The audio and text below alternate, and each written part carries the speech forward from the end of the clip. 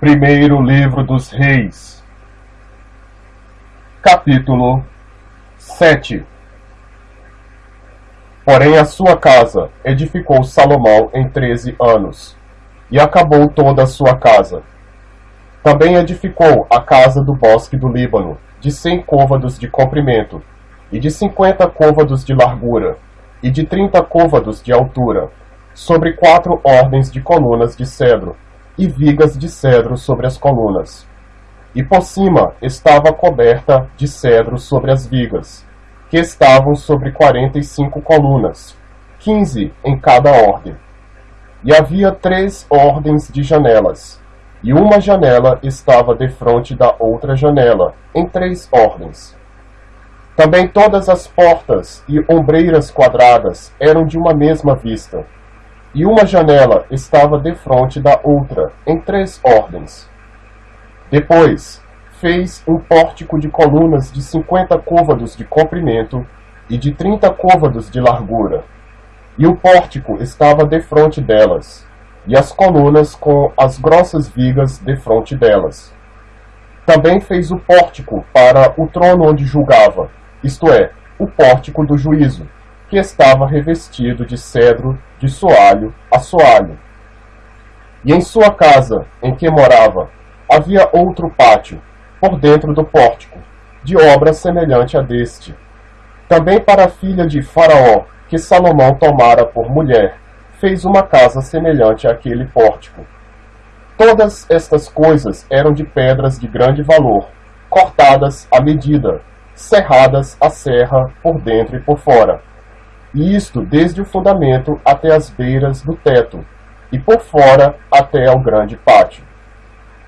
Também estava fundado sobre pedras finas, pedras grandes, sobre pedras de 10 côvados e pedras de 8 côvados. E em cima delas pedras de grande valor, lavradas segundo as medidas, e madeira de cedro. Havia 3 ordens de pedras lavradas, com uma ordem de vigas de cedro. Assim era também o pátio interior da casa do Senhor, e o pórtico daquela casa. E enviou o rei Salomão um mensageiro, e mandou trazer a Hirão, de Tiro. Era ele filho de uma mulher viúva, da tribo de Naphtali, e fora seu pai, um homem de Tiro, que trabalhava em cobre, e era cheio de sabedoria e de entendimento, e de ciência para fazer toda a obra de cobre. Este veio ao rei Salomão, e fez toda a sua obra. E formou 2 colunas de cobre. A altura de cada coluna era de 18 côvados, e um fio de 12 côvados cercava cada uma das colunas. Também fez 2 captéis de fundição de cobre, para pôr sobre as cabeças das colunas. De 5 côvados era a altura de um captel, e de 5 côvados a altura do outro captel. As redes eram de malhas, as ligas de obra de cadeia para os captéis que estavam sobre a cabeça das colunas, 7 para um captel e 7 para o outro captel. Assim fez as colunas, juntamente com 2 fileiras em redor sobre uma rede, para cobrir os captéis que estavam sobre a cabeça das romãs. Assim também fez com o outro captel. E os captéis que estavam sobre a cabeça das colunas eram de obra de lírios no pórtico, de 4 côvados. Os captéis, pois, sobre as 2 colunas estavam também defronte, em cima da parte globular que estava junto à rede, e 200 romãs em fileiras em redor estavam também sobre o outro captel. Depois levantou as colunas no pórtico do templo, e levantando a coluna direita, pôs-lhe o nome de Jaquim, e levantando a coluna esquerda, pôs-lhe o nome de Boaz. E sobre a cabeça das colunas estava a obra de lírios, e assim se acabou a obra das colunas. Fez mais o mar de fundição, de 10 côvados, de uma borda até a outra borda, perfeitamente redondo, e de 5 côvados de alto, e um cordão de 30 côvados o cingia em redor. E por baixo da sua borda, em redor, havia botões que o cingiam. Por 10 côvados cercavam aquele mar em redor. 2 ordens destes botões foram fundidas quando o mar foi fundido. E firmava-se sobre 12 bois, 3 que olhavam para o norte, e 3 que olhavam para o ocidente, e 3 que olhavam para o sul, e 3 que olhavam para o oriente. E o mar estava em cima deles, e todas as suas partes posteriores para o lado de dentro. E a grossura era de 1 palmo, e a sua borda era como a de um copo, como de flor de lírios. Ele levava 2.000 batos.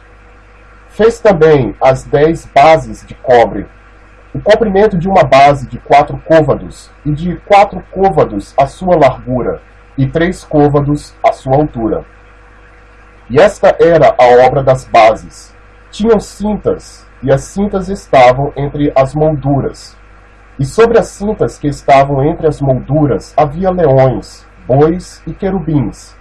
E sobre as molduras uma base por cima. E debaixo dos leões e dos bois, junturas de obra estendida. E uma base tinha 4 rodas de metal, e lâminas de cobre, e os seus 4 cantos tinham suportes. Debaixo da pia estavam estes suportes fundidos, do lado de cada uma das junturas. E a boca da pia estava dentro da coroa, e de 1 côvado por cima, e era a sua boca redonda, segundo a obra da base, de côvado e meio. E também sobre a sua boca havia entalhes, e as suas cintas eram quadradas, não redondas.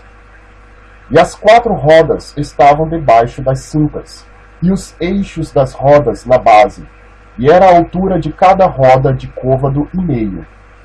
E era a obra das rodas como a obra da roda de carro, seus eixos e suas cambas e seus cubos e seus raios, todos eram fundidos.